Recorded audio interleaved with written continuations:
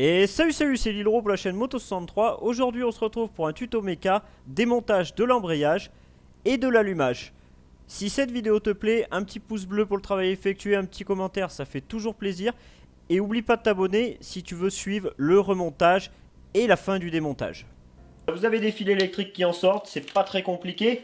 Bon, la chaîne de distribution on l'enlèvera quand on enlèvera l'allumage. Donc là vous avez 1, 2, 3, 4 vis. C'est parti. Bon, je vous ai pas dit, hein, mais il faut quand même faire la vidange avant de démonter un moteur. Enfin, en même temps, ça coule de source. Mais je préfère le redire, on sait jamais. Parce que du côté allumage, c'est possible qu'il coule un petit peu d'huile.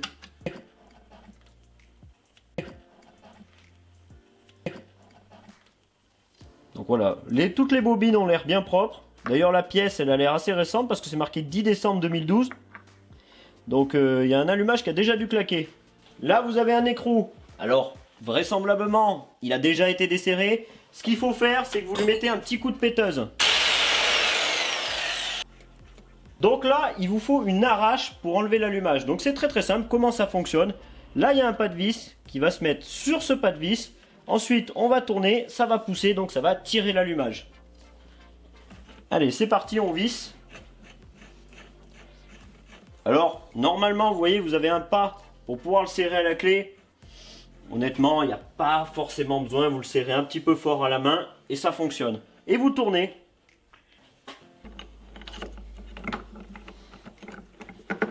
Certaines motos, vous avez 2 vis à mettre pour pouvoir caler l'allumage pour pas que le vilebrequin tourne. D'autres, comme chez KTM, vous mettez la vis et ça cale le vilebrequin. Ça dépend les motos, donc ça, il faut regarder votre manuel d'atelier. Donc là, vous avez 1, 2 pour enlever les patins de la chaîne de distribution.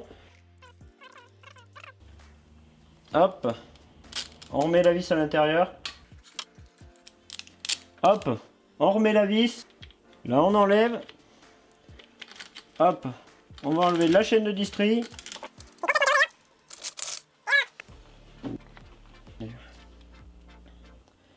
Hop, on remet la petite entretoise, le patin et on récupère. Au passage, vous enlevez le capteur et vous le mettez de côté. Vous avez la pompe à huile, mais on s'en occupera tout à l'heure quand on va démonter de l'autre côté. Bon, je vais quand même pas vous dire qu'il faut enlever le kick, hein. Ça coule de source, mais du coup je suis en train de vous le dire. Donc là, il y a tous les vis autour de ce carter à enlever. Donc il y en a 1, 2, 3, 4, 5, 6, 7, 8, 9. Allez, c'est parti. Vous tapez, vous voyez, vous avez des petites arêtes. Vous avez juste à taper dessus pour que ça sorte. Et ça sort très facilement. Il faut faire attention qu'il n'y ait aucune pignonnerie qui tombe. Normalement, il n'y a pas de raison. Mais on ne sait jamais avec l'Olibrius que j'ai eu. Bon, il y a de l'huile qui coule. Normalement, les moteurs, on les ouvre pas comme ça. On vient le pencher. Mais après, pour vous faire voir sur la vidéo, j'étais obligé de faire ça. Maintenant, il va falloir desserrer le plateau. Vous inquiétez pas, vous n'avez pas besoin de bloquer les engrenages, etc. Normalement, ça vient sans souci. Par contre, il va bien falloir dévisser en croix.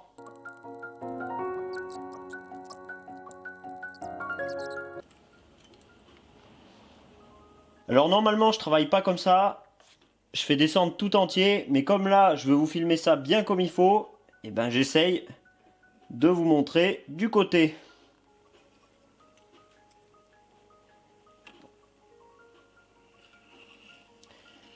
Alors surtout on y met dans le bon ordre. Donc au cas où quelqu'un aurait un 450, une rondelle, une deuxième petite rondelle. Hop hop hop. Je te vois déjà venir dans les commentaires dire « Oui, il a oublié de nous donner le sens des disques d'embrayage. » Non, c'est simplement que comme le moteur avait déjà été démonté et en plus avec les pieds, je vous le dirai au remontage. Alors normalement ça s'en va pas. Parce que comme je vous ai dit, moi je travaille avec le moteur comme ça. Mais là pour vous faire voir, j'ai pas le choix. Hop, on enlève tout.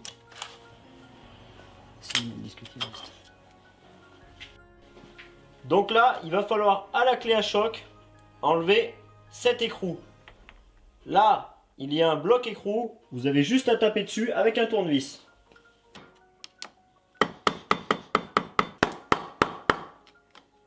Vous allez venir vous servir de cet outil. C'est un petit peu comme une pincetto.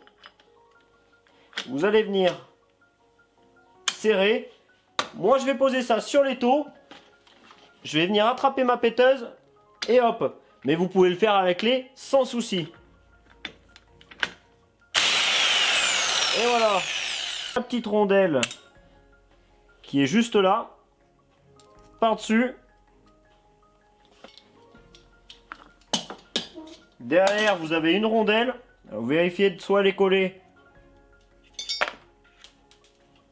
soit elle est ici. Vous avez des demi-lunes. Vous en avez entendu tomber une. Donc il y en a une demi-lune ici, une demi-lune de l'autre côté. Hop.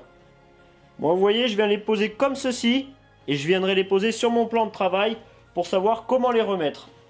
Ensuite, je vais enlever la cloche. Alors la cloche, elle est vraiment en bon état. Parce que normalement, vous voyez, alors là, le temps que ça fasse le focus, juste ici, les disques viennent taper. Alors des fois, ça fait des petites vagues, c'est-à-dire que ça vient faire comme ça. Il faut y remettre droit à la lime, c'est-à-dire qu'on vient passer un petit coup de lime ici pour y remettre droit. Ça évite d'acheter une cloche et ça se fait très très souvent. Quand vous avez enlevé votre cloche, faites attention, vous avez 2 cages à aiguilles.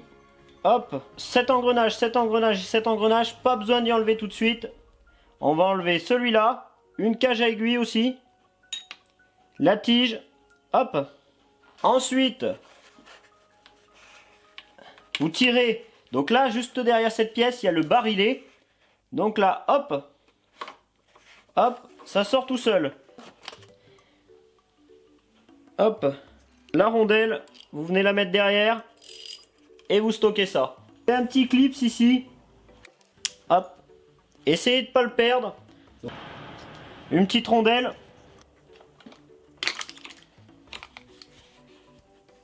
Hop. Normalement, vous avez une petite tige en métal derrière qui passe dans la pompe à huile, juste ici. Et qui vient se loger juste là. Il ne vous reste plus qu'à dévisser le petit capot de la pompe à huile. Vous avez une petite tige en métal qui se trouve juste ici et qui vient se mettre comme ceci. Vous voyez? Vous avez des crans là. J'espère que vous le voyez bien à la caméra. De toute façon, la pompe à huile sera à remplacer. C'est fait comme ça de ce côté. Et vous avez la même chose quasiment de l'autre côté. Je vais vous faire voir de toute façon et je vais tourner le moteur. Donc ici, la pompe à huile qui se trouve de l'autre côté donc du moteur, qu'on vient juste de démonter.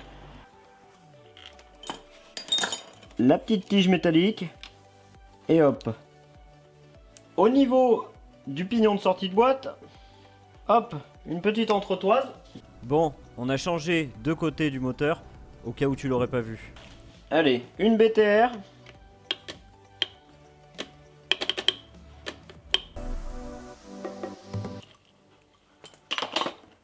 Petit aparté pour que je te montre dans quel sens on remet cette pièce. Ou même si toi t'es au démontage ou au remontage, au moins ça peut te servir. La tige vers le bas. Voilà.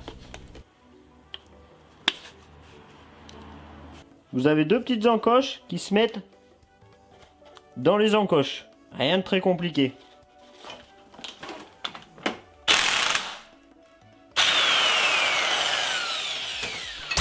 Pop-up, j'ai petit tuning. Mais qu'est-ce que tu fais là? Bon, moi j'avais pu bloquer le vilebrequin. De toute façon, le moteur était bloqué. Donc pour y desserrer, aucun problème. Mais si vous voulez bloquer les engrenages, il y a ce petit outil qui existe.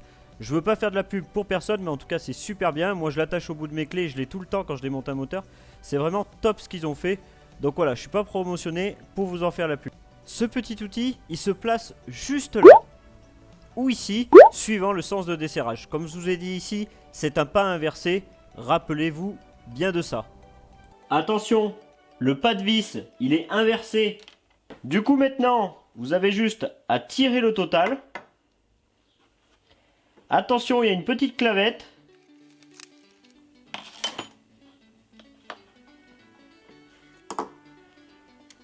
J'espère que cette vidéo, elle aura pu vous servir. Elle aura été très instructive pour vous. Et si elle vous a plu, un petit pouce bleu pour le travail effectué, ça fait toujours plaisir. Et on se retrouve dans la prochaine vidéo pour démonter tout le bas moteur, la boîte, les roulements de vélo, etc. etc. En tout cas, merci à vous. À la prochaine!